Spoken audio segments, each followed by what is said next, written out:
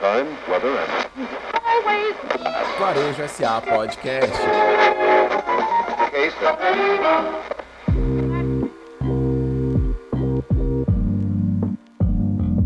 É importante dizer que na história do Brasil, todas as profissões que sofreram uma feminização, houve então uma precarização das condições de trabalho e do salário.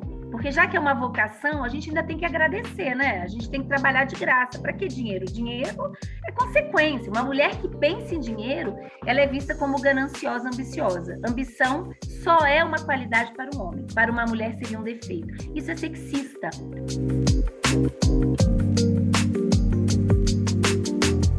As mulheres são maioria na população brasileira. Vivem mais tempo, têm mais educação formal e ocupam 44% das vagas de emprego registradas no país. No entanto, elas ganham menos e dificilmente ocupam cargos de liderança. Somado a isso, temos ainda a desigualdade em relação aos cuidados com a casa e a família. No Brasil, mulheres dedicam o dobro do tempo ao trabalho doméstico e de cuidado com a casa se comparado com os homens. Na pandemia, essas desigualdades se acentuaram ainda mais. A jornada múltipla, o preconceito e as dificuldades em equilibrar trabalho, educação dos filhos, cuidado com a família são peças-chave desse quebra-cabeça difícil de solucionar. Eu sou Marina Barbosa e hoje vamos conversar com duas mulheres que vivem na própria pele todos esses desafios enfrentados diariamente. Uma se dedicou a estudar as questões de gênero e a outra enfrentou de frente todos esses obstáculos e hoje é dona do seu próprio negócio. Eu sou Rafaela Paulino e este é o segundo episódio da série especial do Varejo SA Podcast em comemoração ao Mês das Mulheres. Com o tema Mulheres que Constroem o Varejo, a série vai discutir durante o mês de março questões importantes que impactam a vida das mulheres brasileiras, seja na vida profissional, seja na vida pessoal. Hoje vamos falar de desigualdades de gênero, cobranças da sociedade em relação às mulheres, carga mental, entre outros assuntos que compõem os desafios da mulher brasileira.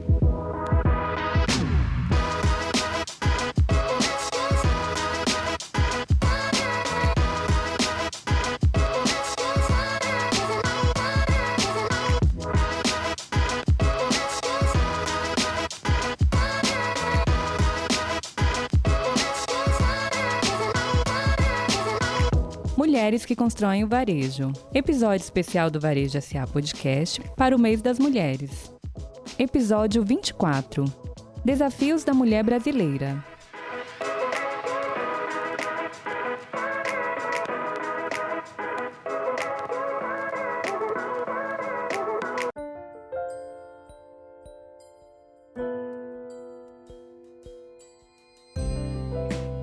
A primeira convidada que vamos apresentar hoje é Valesca Zanello, professora do Departamento de Psicologia Clínica da Universidade de Brasília. Valesca tem se dedicado a estudar as diferenças de gênero dentro da nossa sociedade. Ela é autora do livro Saúde Mental, Gênero e Dispositivos, Cultura e Processos de Subjetificação.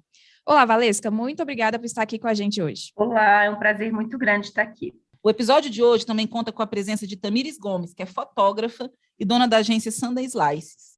Tamires é uma grande referência nacional em fotografia gastronômica e tem orgulho de ter uma equipe totalmente composta por mulheres e minorias. Tamires, bem-vinda ao Varejo SA Podcast. Obrigada, gente. É um prazer estar com vocês. Valesca, quais são os desafios da mulher que elas começam a sofrer antes da entrada delas até mesmo no mercado de trabalho, né?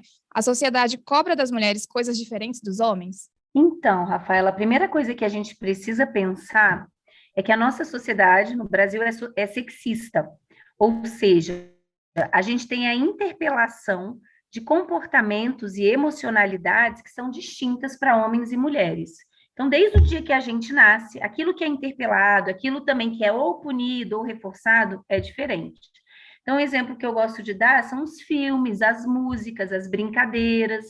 Por que eu estou dizendo isso? Porque, para nós, mulheres no Brasil, nós somos subjetivadas naquilo que eu chamo de dois dispositivos, que é o dispositivo amoroso e o dispositivo materno. Dito de uma maneira muito sucinta para quem vai estar aí nos ouvindo, o dispositivo amoroso quer dizer que nós, mulheres, aprendemos a amar de uma forma identitária. A gente terceiriza a nossa autoestima, ou seja, mesmo que as mulheres tenham ganhado aí no último século o mercado de trabalho, a gente conseguiu conquistar várias coisas, a gente ainda é julgada no nosso valor de mulheridade por ter um homem. Então, a primeira coisa que nos perguntam, e aí, é casada? Ou se não, separou? Mas e os gatinhos, né? Eu lembro quando eu fiz uma viagem para o continente africano, que era um sonho, por exemplo, ir ao Serengeti, ver a migração dos animais, juntei dinheiro 2 anos para ir, a primeira coisa que me perguntaram quando eu cheguei se eu tinha ficado com alguém. Ou seja, parece que a coisa mais importante e interessante na nossa vida é que a gente conseguiu ter um homem. E aí, eu criei uma metáfora para justificar, para explicar isso, que é a metáfora da prateleira do amor.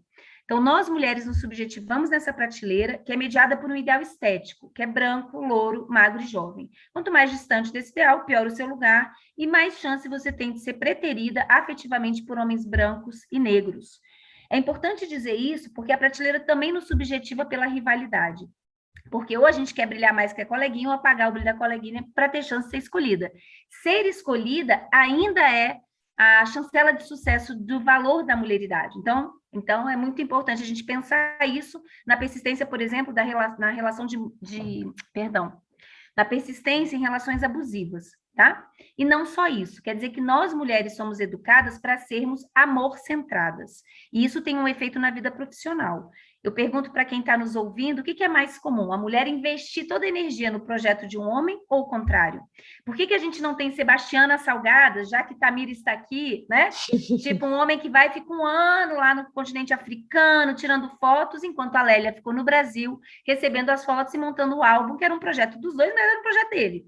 Será que se fosse a Lélia, Sebastião ficaria aqui cuidando dos filhos? E quando ela retornasse, ele estaria esperando? Ou provavelmente ele já teria feito família com outra mulher e quem cuidaria dos filhos provavelmente seria a mãe dela. Então a gente tem que falar disso. Os homens lucram com o dispositivo amoroso profissionalmente e existencialmente. Então, enquanto a gente cuida dos homens, pelos homens e para os homens, eles cuidam da vida deles. Eles se alimentam afetivamente da nossa dedicação. Esse é o primeiro ponto.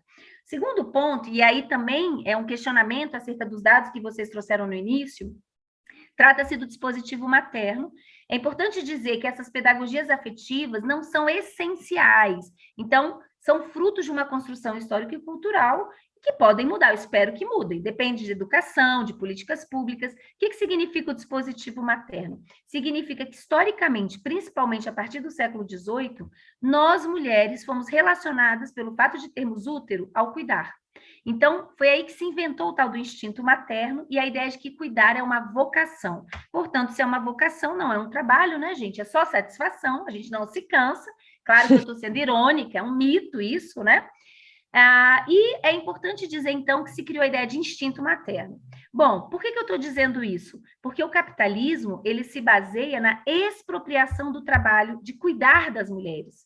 Quer dizer que a economia só funciona porque tem alguém fazendo o trabalho de chão, quer cuidar, quer dedicar, e somos nós. E aí eu acho que no começo vocês falaram da não divisão ainda de tarefas dentro de casa, mesmo que tenhamos avançado no mercado de trabalho, mas é importante dizer e a gente perguntar quais são os postos que as mulheres ocupam. Os principais postos são relacionados ao cuidar. Então, empregada doméstica, que é a maior categoria profissional no Brasil ainda feminina, é um Brasil escravocrata, professoras, né? Eu me encaixo, eu sou professora na universidade, médicas da atenção primária, enfermeiras e por aí vai, psicóloga, nutricionista. É importante dizer que na história do Brasil, todas as profissões que sofreram uma feminização, houve, então, uma precarização das condições de trabalho e do salário. Porque já que é uma vocação, a gente ainda tem que agradecer, né? A gente tem que trabalhar de graça. Para que dinheiro? Dinheiro é consequência. Uma mulher que pensa em dinheiro, ela é vista como gananciosa, ambiciosa. Ambição só é uma qualidade para um homem. Para uma mulher seria um defeito. Isso é sexista, tá bom? Então, é importante dizer que ainda essa expropriação do trabalho das mulheres, mesmo que tenhamos entrado no mercado de trabalho, ela continua. Então, vários desafios aí. Valorização das tarefas e dos trabalhos que as mulheres exercem, qualificação desse trabalho que é invisibilizado e não é visto como trabalho dentro de casa, valorização do trabalho das mulheres mães, direito à creche e aquelas que não podem, às vezes, ter creche pela quantidade de filhos, eu acho que o Estado deveria remunerar, né? É trabalho, custa. E, se a gente for pensar, um bem para todos nós, porque a gente está tendo hoje uma média de 38% das mulheres brasileiras, eu me incluo nessa percentagem, que não querem ter filhos. A gente vai ter aí um grande problema, eu vou ter, né, quando eu estiver velha, quem é que vai pagar a aposentadoria? Então, é isso, é valorizar a invisibilidade do trabalho das mulheres, seja no âmbito doméstico, seja na desvalorização e precarização dos trabalhos que a gente exerce. Exatamente, eu acho que desde pequena nós mulheres temos os nossos sonhos podados, né? O homem, ele é criado para fora, para o mundo, e a mulher é criada para esse cuidado que você falou, né? De cuidar dos filhos, cuidar do marido, cuidar de tudo. A gente sempre está cuidando de alguém. E às vezes a gente não é cuidada, a gente quer cuidar da nossa vida às vezes, e a gente é podado, né? A gente sofre muito preconceito da nossa família. Ah, mas você não vai querer ter filho? Você vai liderar uma empresa, mas e aí? O que você vai fazer com seus filhos? E a sua casa? E o seu marido, né? A gente sempre está condicionada a alguma coisa, e os homens não, eles só têm essa liberdade de ir lá empreender e tá tudo ok, eles têm sucesso com isso, né? E uma coisa que eu achei muito interessante você falando lá de trás mesmo, desde que a gente é pequenininha, eu sou mãe de uma menina de 5 anos, e eu acho muito incrível, porque assim, sempre as pessoas falam assim, porque as meninas amadurecem antes, mas isso, elas amadurecem antes mesmo, a sociedade cobra das meninas isso antes, né? Isso já é imposto para as meninas, então as meninas de 11 anos, elas já não têm mais o direito de brincar, de bola, de ficar na rua, porque elas já estão ficando mocinhas. Então, já a sociedade mesmo já cobra que elas virem mocinhas, né? E já... A gente forma elas para isso, né? O que é ser mocinha? Já começa daí, né? O que é ser mocinha? Não poder brincar de bola, se sujar, né? Agora, assim, eu acho que Rafaela trouxe uma questão importante. A metáfora de base do dispositivo materno é o que eu chamo de heterocentramento, ou seja, existem fortes pedagogias da nossa cultura que nos ensinam desde que a gente nasce, gente, e que a gente vai se tornar mulher de uma certa forma, a sempre priorizar as necessidades, desejos e anseios dos outros em detrimento do nosso. O que a gente aprende? Primeiro o outro, segundo o outro, décimo eu. As mulheres têm muita dificuldade de dizer, não vou fazer, porque estou cansada e vou descansar. Não vou fazer, porque agora a minha prioridade é estudar para a minha prova. A gente se sente egoísta e dizem para a gente, né? Os homens não. O processo de tornar-se homem é marcado pelo que eu chamo de egocentramento. Os homens aprendem o oposto. Primeiro eu, segundo eu, décimo eu e 11º, quem sabe os outros. Então, um homem que se prioriza só está sendo um homem. Uma mulher que se prioriza é uma mulher egoísta. Isso, e dentro desse cenário, Tamires, qual o desafio que você vê na sua vida como empreendedora, né, no mercado de trabalho? Eu acho que Valesca resumiu praticamente tudo, assim, né? Porque eu podia falar de desafios literais da minha própria profissão, enfim, de profissionalização, mas na verdade o grande desafio é essa desconstrução que precisa acontecer para eu conseguir abraçar minha carreira como algo relevante, tanto quanto o meu papel mulher, materno, enfim, amiga, esposa. Então, assim, eu entrei no mercado de trabalho, eu já era mãe. Então, por ser mãe, eu precisei desconstruir todos esses valores que Valesca mencionou, né, que a gente cresceu acreditando que era o mais importante, para eu quebrar isso e entender que a minha carreira importa, que essa construção importa. Acho que foi o maior desafio de todos, porque como eu já era mãe, a prioridade sempre foram as crianças. Nossa, mas você vai deixar de cuidar deles para ir trabalhar? Nossa, mas não tem dinheiro que pague. Nossa, mas você vai deixá-los em casa e aí você vai trabalhar, mas para quê? Assim, não é melhor você passar essa infância? Você vai renegando com muito custo quem você é, o que você gosta, o que te move, e essa transformação, acho que ela é a parte mais difícil. Óbvio, o mercado de trabalho, por si só, ele tem grandes desafios, né? Por ser mulher, por ser uma mulher jovem, que ainda tem essa questão, né? Os homens, quando eles são jovens, eles são no mercado de trabalho, eles são, nossa, aquele cara ali, olha como ele é genial, olha como ele é tão novo, né? Ele tem tanta coisa para acrescentar. Se é uma mulher, eles te olham assim, não, é muito nova, não tem experiência, não sabe o que está fazendo, né? A gente tem um outro olhar para essa mulher quando ela é mais nova.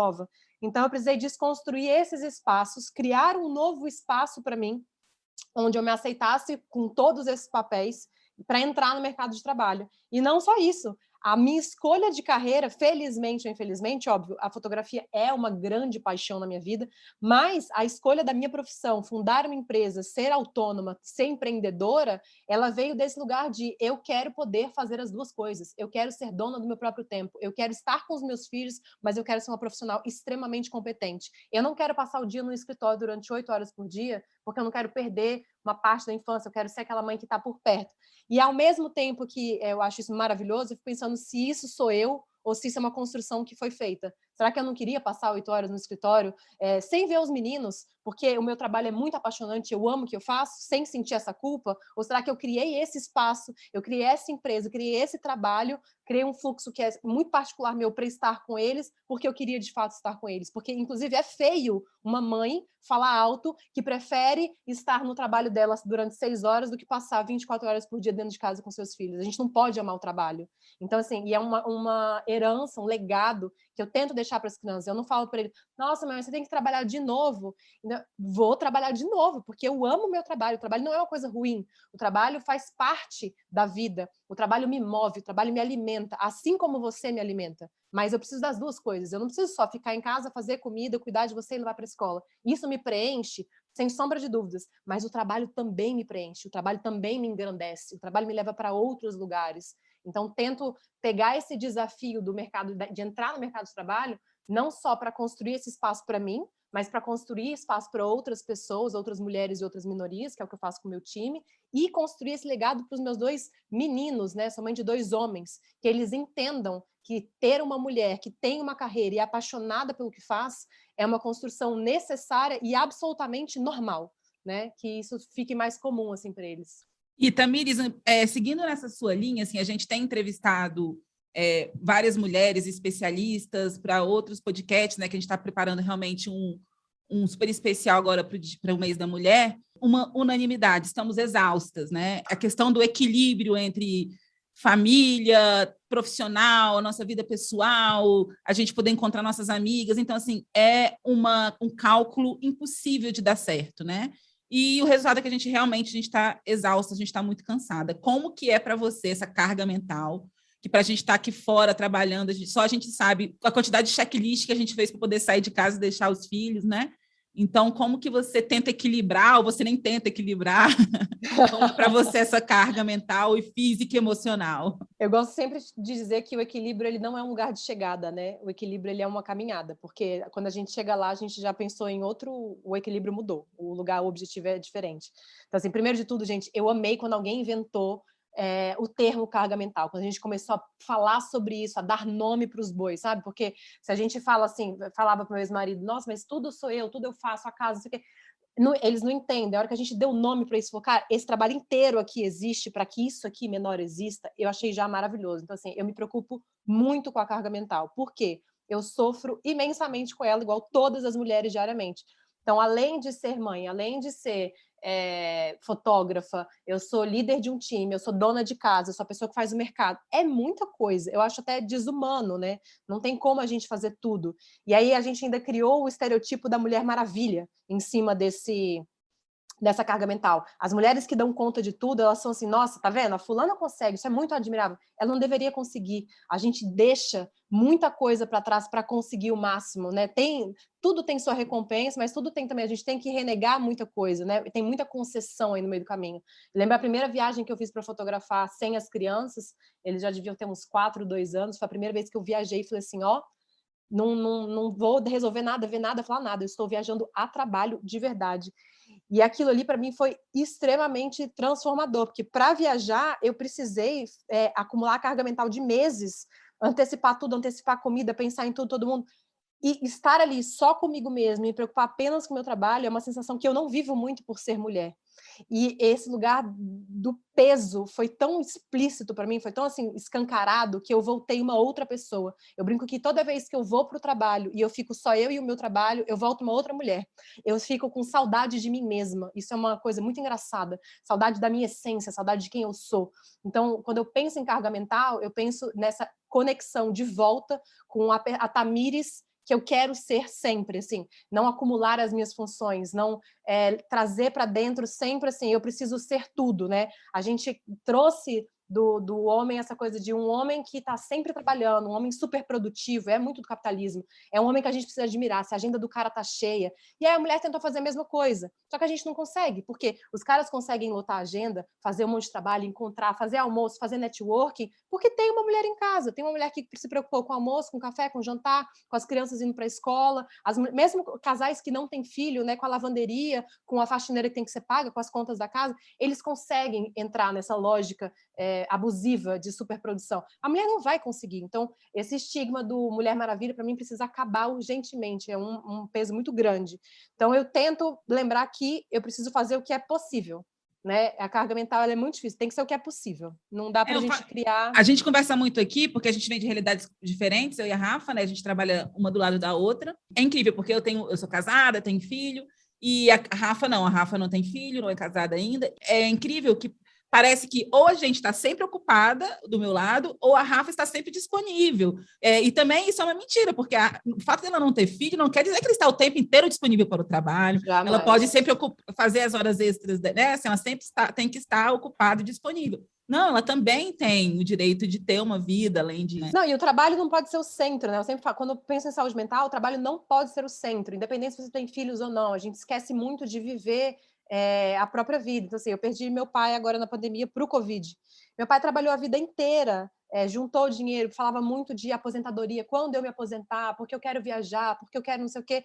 Bom, faleceu, não ficou, não viajou, não curtiu. Então, assim, a vida é muito hoje, né? Por mais que a gente precise ser responsável, planejar o futuro, separar nosso dinheiro, cuidar de tudo, não dá para a gente só viver pelo trabalho. Então, assim, eu gosto muito de criar um ambiente de trabalho para mim e um ambiente onde as crianças cresçam dessa forma, onde, assim, deu 6 horas, acabou, acabou, mesmo sendo autônoma, porque o autônomo ainda tem isso, né? A empreendedora, ela trabalha o dobro, ela se doa mais, ela fica até 10 horas da noite trabalhando porque é para ela, porque é para a família dela. Então, assim, ela não tem o limite, a gente não consegue riscar essa linha. Então, eu tento colocar eu quero viver os frutos do meu trabalho, eu não quero viver os frutos do meu trabalho daqui 30 anos, eu quero viver os frutos do meu trabalho hoje, de forma responsável, claro, planejada, mas eu quero viver hoje, eu quero parar 6 horas, eu quero assistir televisão, eu quero ler um livro, eu quero estar com quem eu amo, eu quero sair para jantar com meu namorado, né? E eu crio isso para mim e crio isso para o meu time, assim, a gente tem essa regra interna de acabou, final de semana desliga, a gente não vai falar de trabalho, não tem demanda, o cliente pode estar surtando. Cara, esse aqui é o limite e precisa ser bom para todo mundo, né? A gente cria uma rede de apoio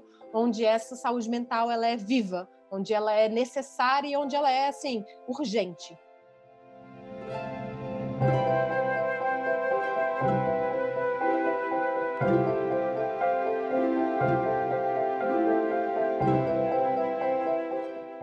Nessa jornada que eu penso como mudança efetiva é isso, estar próximos de outras mulheres, ter mulheres como exemplo, como líderes, ir atrás dessas histórias, passar por esse processo de autoconhecimento e passar por esse processo de reconhecer onde que estão esses grandes lugares de machismo, de sexismo, que não são pensamentos que são meus, são pensamentos que vieram da sociedade, que eu simplesmente abarquei ao longo da minha vida, que eu posso e devo quebrá-los, que é possível sim pensar diferente desse sistema, acreditar nisso e me unir às pessoas que estão à minha volta e proporcionar isso para outras mulheres.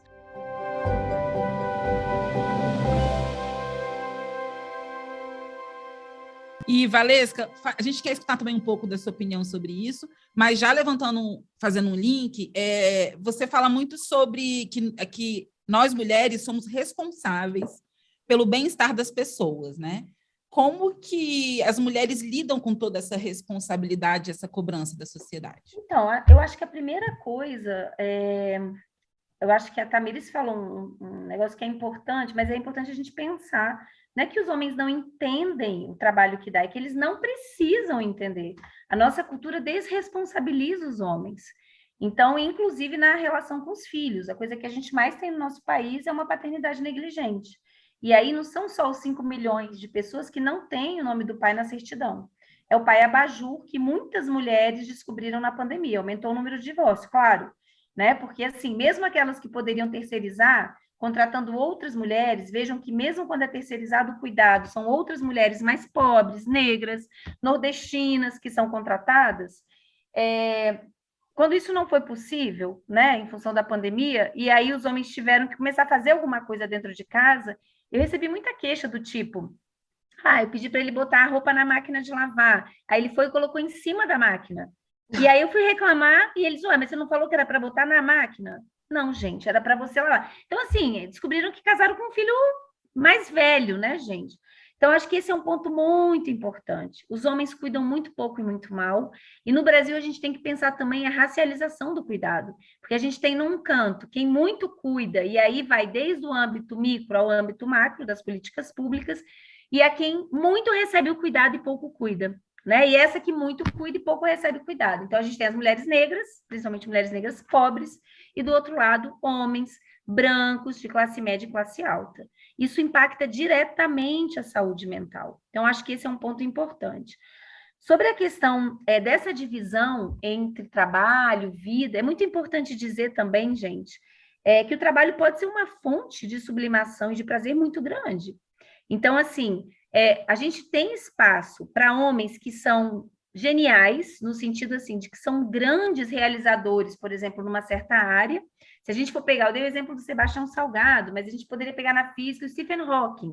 Não sei se todo mundo que está ouvindo aí vai saber quem é, mas é um físico, foi um físico muito famoso, que tinha um problema degenerativo e casou, sei lá quantas vezes, 4 vezes. E as mulheres se dedicavam a fazer higiene pessoal dele, íntima, a comida, enquanto ele se dedicava à física. Né? Será que a gente poderia facilmente encontrar uma Stephen Hawking? Será que falta mulheres, digamos assim, desse âmbito que a gente chama da genialidade à toa? Ou é muito mais custoso para uma mulher? Eu acho que esse é um ponto muito importante. Quer dizer, o preço... Só uma coisa, o preço que uma mulher paga para conseguir isso é muito caro. Tem pesquisas que mostram que quanto maior, por exemplo, o nível de escolaridade, quanto maior o nível que a mulher alcança em termos, por exemplo, de cargos de liderança, mais difícil ela ter um parceiro. E aí tem várias coisas. Aí o pessoal diz, ninguém quer ela. Não, talvez ela se torne muito exigente. Eu ia te fazer essa pergunta, se você acha que é por isso que as gerações mais jovens têm casado mais tarde, têm se dedicado mais... falam que as mulheres estão mais exigentes, né, em relação aos parceiros. Mas você acha que talvez seja uma movimentação que a gente conseguiu alcançar de entender como a gente quer preencher os nossos espaços, quais os papéis que a gente quer desempenhar, e pela primeira vez se colocar nesse lugar assim, não, eu quero um homem dessa forma, eu quero um relacionamento desse jeito, e menos que isso, para mim, não vai funcionar. Acho que não, Tamires.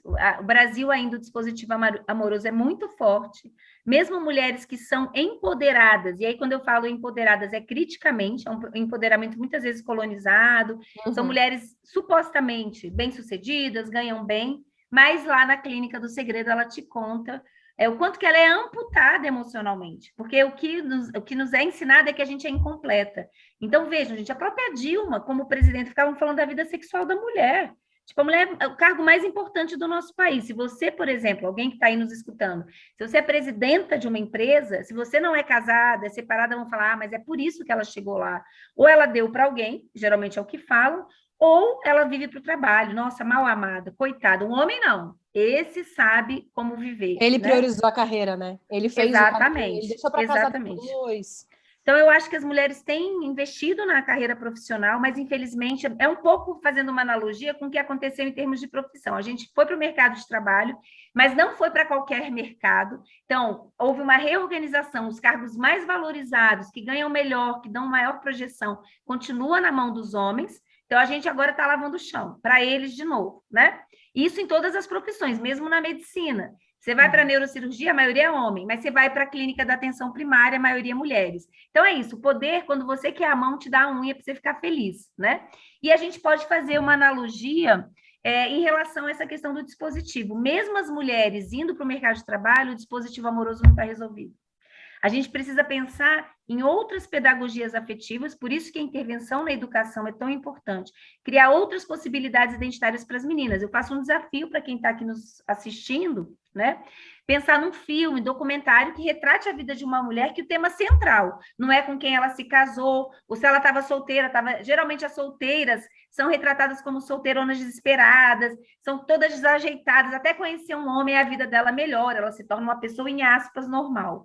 Então, assim, por que a gente não tem biografias ou desenhos de uma menina que o objetivo da vida dela é desbravar o mundo, é fazer uma grande causa que, sei lá, revolucionou a Malala? Então, a gente precisa falar disso. Se a gente não tem exemplos, se são invisibilizados os exemplos que existem, inclusive historicamente, fica muito difícil. Mas isso interessa a uma parte da população, que são os homens. Os homens lucram com dispositivo amoroso e materno. Quanto mais alienada a gente tiver nesses dispositivos, melhor para eles. Deixa eu só comentar um negócio importante. Mesmo em cargo de poder, tá, gente? Se você é uma chefa, uma presidenta de uma instituição, se é um homem, se você fala, todo mundo tem que fazer isso. Nossa, o cara tem pulso, sabe coordenar. Mas se você é uma mulher, gente, que mulher grossa, mal comida, e vão esperar... arrogante, e vão esperar que você responda no dispositivo materno. Então, que você tenha paciência porque a pessoa não fez a tarefa, que você fique cobrando igual uma babazinha, que você seja uma tetinha ali, gente, disponível. Que seja materna no ambiente de trabalho, né? Exatamente. E é um saco, né, gente? Convenhamos, é um saco. E a gente sente essa culpa também, às vezes, né? Tá tão na nossa cabeça já, que quando a gente fala um pouco mais alto, não mais alto, assim, mas mais firme com alguém, a gente já se sente culpada. Nossa, será que eu fui grossa? Será que eu fui rude com essa pessoa?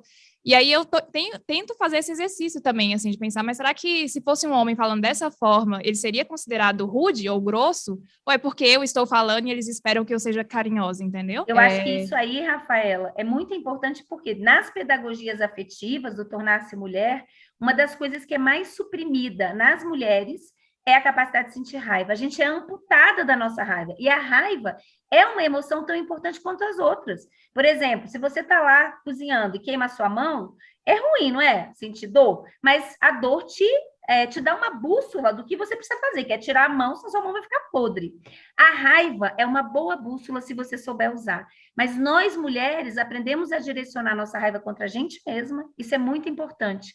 E as mulheres expressam a raiva pelo choro.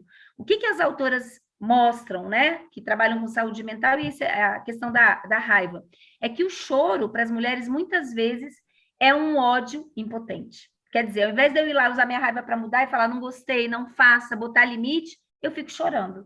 Gente, é uma incapacitação afetiva. A gente precisa resgatar a capacidade de sentir raiva e usar a nossa raiva a nosso favor. Sim, e essa questão que você falou até de sentir também, a gente é julgada por sentir. Quando a gente está mais sensível em relação a alguma coisa, a gente acaba sendo julgada por isso também. Já o homem, ele é podado disso, do sentir, né? Ele nem demonstra, às vezes ele tem um sentimento ali para ser demonstrado e não demonstra esse sentimento. Ele guarda para ele porque a própria sociedade colocou esse rótulo, que a mulher é quem sente, a mulher é quem chora, o homem não pode chorar, né? E aí mas ele é perdoado.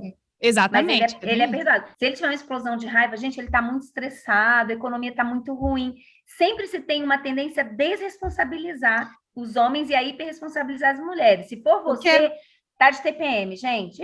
Teve uma crise é clássico. Não, o que é muito absurdo, né? Porque, na verdade, o meio do caminho deveria ser, as mulheres deveriam poder expressar a sua raiva da forma como nos cabe, e os homens deveriam entender que existem lugares que eles visitam dentro dessa raiva, eles são arrogantes às vezes, eles passam um pouco desse, né, do cercadinho, e que eles deveriam baixar. Não, peraí, você consegue falar isso de uma outra forma, sendo sensível, sendo empático, sem ser um grande arrogante, sem ser um cara que está constrangendo outras pessoas no seu trabalho ou em outros ambientes da sua vida. Então, na verdade, é um caminho duplo, né? A gente poder se liberar, de poder construir essa raiva e direcionar ela de uma forma saudável, e os caras de baixarem um pouco e falar, cara, você não tem essa autorização, você não pode passar desse ponto. A partir desse ponto, assim, é inadmissível para qualquer ser humano, mas a gente aprendeu a autorizá-los, eles aprenderam a se autorizar, então tá tudo bem. Mas, Tamires, tem uma coisa importante nisso, que é o seguinte, na nossa cultura tem um trabalho que mina a autoestima das mulheres e que não dá um espelho real para os homens. Então, assim, na minha vida eu encontrei muitos homens que são tão bons quanto eles imaginam, muitos que são bem abaixo do que eles se imaginam. Mas eu posso te afirmar que eu encontrei muito mais mulheres que são muito melhores do que elas se acham. Então, assim, o quanto que a gente pega, às vezes, mulheres que são milhões de vezes mais capazes que os homens, cobram menos no trabalho, tem muito menor reconhecimento. Então, a gente precisa falar dessas questões, né? Eu sempre brinco, mas é uma brincadeira séria, que a gente precisa estudar a autoestima dos homens, porque muitas vezes é quase delirante. Sim. Exatamente. E a gente parece que tem que estar o tempo inteiro provando que a gente é boa, né? Que a gente está ali por... Não parece, não. Eu tenho certeza que a gente faz isso, pode ser consciente, mas a gente faz. E a gente não faz só para os outros, a gente faz principalmente para a gente, né? Porque a validação tem que ser externa. Então, assim, Valesca, eu adorei, mas é isso. Eu queria ter a autoestima de vários homens que eu conheço. Eu adoraria, inclusive. Mas a gente foi construída dessa forma, né? Não é uma coisa que eu escolho agora, depois de adulta, de reconhecer as minhas qualidades, de reconhecer os meus fortes, abraçá-los e falar, não, a partir de agora eu sou essa mulher. De jeito nenhum. Eu tenho aqui 32 anos de uma bagagem gigantesca que me fala exatamente o contrário. Isso é uma construção que vai demorar anos para ser feita, né? Mas olha só, mas eu acho importante para quem está nos ouvindo saber que é possível descolonizar os afetos. O letramento de gênero, você saber essas coisas já é um primeiro passo, mas também não é simplesmente agora eu sei e mudou. Não é mágico, gente, né? Como a Tamires falou, essas emoções foram configuradas na tua história de vida, estão na cultura, mas tem jeito da gente se fortalecer, participando de grupos de mulheres, adotando perspectivas, comitês de gênero nas instituições, isso ajuda demais, combatendo a violência que é invisibilizada e que é muito comum no ambiente de trabalho. Então, acho que fazendo psicoterapia com a perspectiva de gênero, a gente tem aí vários instrumentos, ler, né, sobre essas questões que a gente está trazendo, mas eu acho que é importante. Você falou que é legal, Valesca, que eu adorei, que é isso da gente também olhar para outras mulheres, não de forma... eu preciso diminuí-la para que eu brilhe, né? Porque acho que isso também faz parte desse processo, a gente reconhecer as outras, a gente estar num lugar, se eu procure grupos de mulheres, acho que tem muito desse lugar de reconhecer em outras mulheres a mesma capacidade, o mesmo brilho, a mesma força, e não achar que a gente precisa diminuí-las, só tem espaço para uma mulher aqui, só uma vai ser líder, só uma vai... Não, tem espaço para todo mundo e construir isso em conjunto, né? Se uma mulher ganha, se ela larga na frente, se ela é líder, existe um caminho aí atrás para você percorrer também. E aproveitando o assunto, como que a gente faz para mudar essa realidade, né? Vocês acham que a gente consegue mudar isso? Como é que a gente faz? Como é que vai ser esse processo? Porque eu sei que vai ser longo, mas como é que a gente começa a fazer e dar os primeiros passos para mudar essa realidade que a gente tem hoje? Eu acho totalmente possível, gente. Se eu não acreditasse, eu nem ia ser professora pesquisadora no Brasil, né? Então, acho que a gente tem que ter várias frentes. Eu acho que a primeira delas é a educação, porque senão daqui a 20 anos a gente vai estar discutindo a mesma coisa. Então, acredito na possibilidade revolucionária mesmo da educação, e existem vários projetos que já estão acontecendo, inclusive aqui no Distrito Federal, participo de um, que é o Maria da Penha Vai Escola, né? Então, trazer possibilidades identitárias para meninos e meninos fora desse dispositivo, eu não falei dos meninos, mas enfim, fora do dispositivo amoroso e materno para as meninas. Eu acho que existe também a necessidade de fazer funcionar a lei. Então, principalmente combater as violências de gênero em todos os âmbitos, inclusive no trabalho, fundamental. Adotar a perspectiva que busque uma igualdade, uma equidade de gênero nas empresas. Eu acho que tem empresas que já têm feito boas práticas nesse sentido, né? Não deixar passar, por exemplo, assédio sexual, que infelizmente ainda é muito comum e que tem impactos seríssimos na saúde mental das mulheres. E eu acho que principalmente também aí construção, eu tenho trabalhado nisso, de contra-tecnologias de gênero, que são o quê? Produtos culturais que trazem outras representações de possibilidades identitárias e de usufruto da vida para as mulheres. Não tem como você desejar uma coisa que você não conheça. Então, nesse sentido, a gente precisa pensar nessas intervenções culturais também. Gente, e esse é um assunto que chama muita atenção da gente, Valesca, porque o nosso setor é o principal gerador do primeiro emprego, é varejo, então é onde a grande maioria das mulheres elas iniciam a vida profissional delas, né, em lojas, e a gente sabe como que é a realidade desse mercado de trabalho, né? A vulnerabilidade fica ainda mais latente, né? E essa é uma luz que a gente tem que jogar mesmo para o varejo, é uma construção que a gente tem que fazer, porque são meninas e são rapazes e cheios de sonhos, muitas vezes eles vão lá para ajudar a família, né, aquele primeiro emprego mesmo, entrar no mercado de trabalho, e a vulnerabilidade, ela deixa a gente ainda mais sensível, né, a esse tipo de preconceito, enfim, e absurdos que acontecem mesmo no mercado de trabalho que marcam a gente, né? Com certeza. E também eu acho que é muito importante as parcerias, né? Eu acho que da iniciativa privada junto com as políticas públicas. Então, por exemplo, a questão da escolarização, como é que é a relação disso, né? As pessoas que estão trabalhando, vamos supor, nesse mercado e que querem se profissionalizar de alguma maneira, elas têm essa oportunidade? Como que isso pode ser construído numa parceria com o governo? Né? Não sei como é que está o governo aí, do estado de vocês, mas o ideal é que fosse não só o governo federal, mas o governo local, né, gente? Existem parcerias bem interessantes país afora. E eu acho que a gente tem que conhecer essas boas práticas para que a gente possa reproduzi-las. Sim. E aí, Tamires, você? É complicado, porque, por exemplo, eu vejo a Valesca que ela tem uma visão da gente trazer isso de uma forma mais, não sei, mais prática.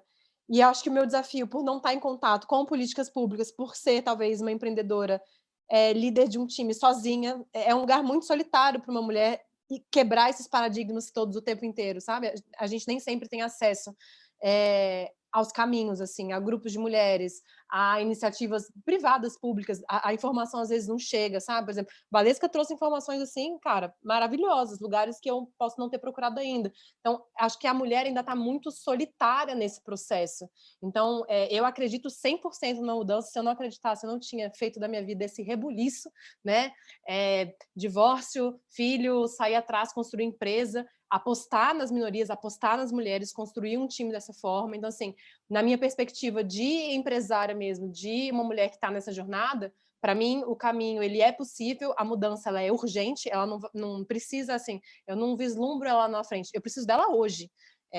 Eu acredito 100% no que a Valesca falou da educação, então acho que talvez por isso que eu trago isso tanto dentro para minha casa, né, para dentro de casa, para ver essa perspectiva numa geração nova que não encara as coisas dessa forma, mas eu vejo essa mudança, o que, na minha perspectiva, o que mais fortalece é procurar outras mulheres, é saber dessas histórias que a Valesca falou para gente, cadê esses exemplos, cadê essas líderes, cadê essas mulheres, quebrar esses paradigmas diariamente, saber reconhecer isso, terapeutizar mesmo o processo também. Tem muita coisa que eu não vou conseguir fazer sozinha. Eu preciso de outras pessoas nessa jornada. Eu preciso fazer ter uma analista mesmo, eu preciso olhar para mim, eu preciso cuidar da minha saúde mental. Então, para isso, eu sei que tem políticas públicas que podem ajudar. Nem todo mundo tem acesso a uma terapia, nem todo mundo tem acesso a quebrar esse lugar com um relacionamento abusivo, a quebrar esse lugar de se sentir capaz no trabalho. A gente precisa de ajuda, então acho que a gente precisa, como mulher,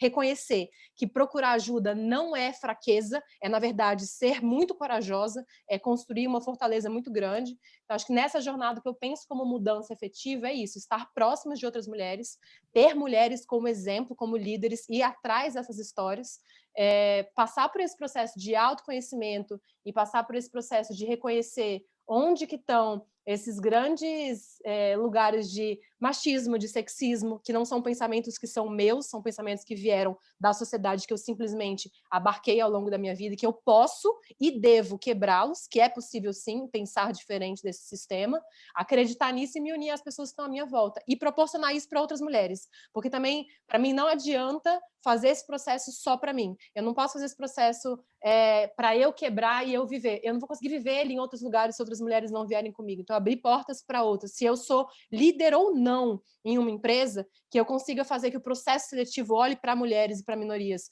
Se eu sou uma pessoa que abrir a porta para um homem branco, cis, né, não, eu vou sempre procurar uma mulher em outro lugar. E fazer isso por pessoas próximas, não só no seu time, mas fazer isso pela sua empregada doméstica, fazer isso pela pessoa que te atende numa clínica, fazer isso pela enfermeira, fazer isso para todo mundo. Como a gente consegue tornar a vida das mulheres que a gente conhece ao nosso redor mais tranquilas em relação ao mercado de trabalho, em relação à carga mental, fortalecer elas, né? Porque a gente fala muito de empoderamento, mas a grande verdade é que o empoderamento ele está numa bolha da classe A, no máximo, sim, numa classe B. A classe C está distante dessa realidade. A gente não furou essa bolha ainda. Então, trazer isso para as mulheres que estão... A mulher que te atende na padaria, a mulher que te atende isso é necessário. Conversar, olhar no olho, ampliar isso, sabe? Não deixar que outras mulheres aceitem esse lugar, que elas possam sonhar com a gente também. Essa palavra também, gente, empoderamento, tem sido muito mal usada. Porque empoderamento não é emancipação. Então, eu vejo mesmo mulheres com boas condições de vida, o que é vendido pelo capitalismo como empoderamento para a gente usar o salto, não sei das quantas, a make-up, tarará, tipo, é muito estético. Tá bem na prateleira do amor. Então, o que vendem agora? A gente tem a Miss indígena, uma Miss negra, que é muito importante em termos de representatividade. Mas esse é só um passinho, gente. O objetivo é destruir a prateleira e cada um ser o que quiser, entendeu? Então, o capitalismo tem vendido a ideia de empoderamento como consumo. Emancipação não é melhorar a sua posição na prateleira, ou seja, aceitar as regras que são impostas, é sair da prateleira.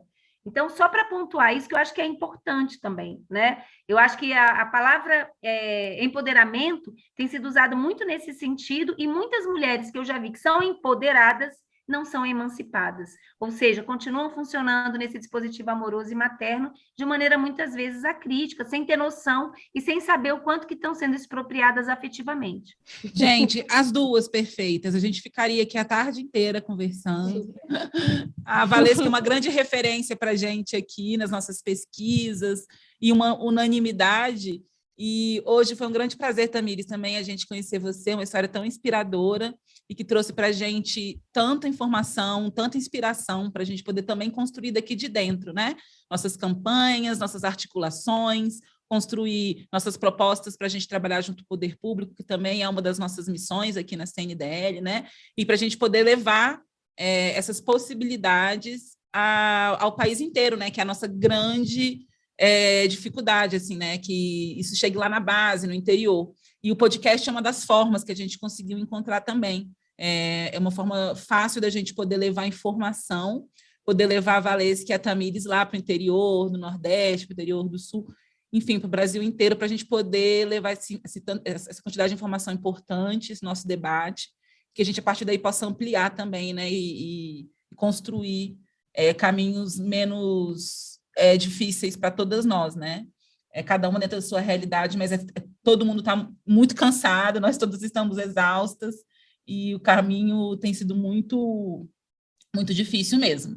Mas a gente está sai daqui mais inspirada, né? Sim, com certeza. E muito agradecida por vocês terem aceitado estar aqui com a gente hoje. Muito obrigada, gente. A Muito participação obrigada. de vocês foi incrível. Foi um prazer, gente, adorei. Marina, Bom. Rafa, foi um prazerzão. Podia realmente passar a tarde inteira. Obrigada pelo convite, pela oportunidade. E teremos outras oportunidades, sim, a gente tem certeza, tá bom? Nossas portas estão abertas para vocês. Quando quiserem voltar, só falar com a gente.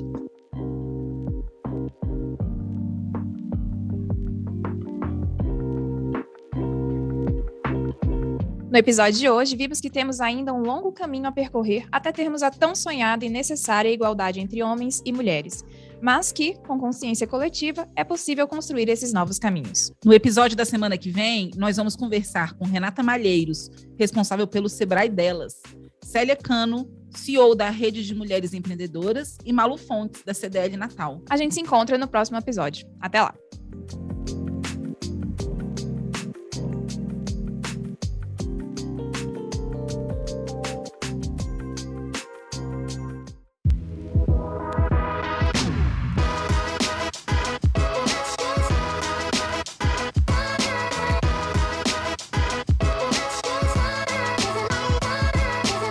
Este foi o Varejo SA Podcast, episódio especial do Mês das Mulheres.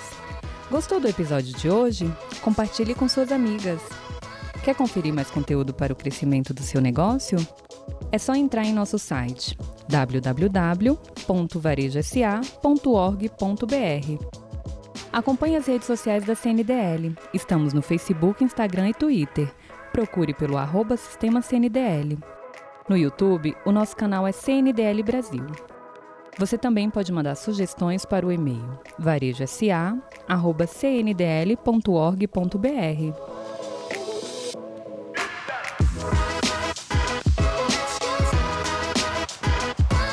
Sonorização e montagem, Gabriel Laier. Participação de Elinísia Nogueira. Produção, Fernanda Peregrino. Roteiro, Marina Barbosa. Apresentação, Rafaela Paulino e Marina Barbosa. Coordenação do projeto Mulheres que Constroem o Varejo, Lúcia Leijoto. Assessora especial da presidência da CNDL. Coordenação de comunicação da CNDL, Rafaela Paulino.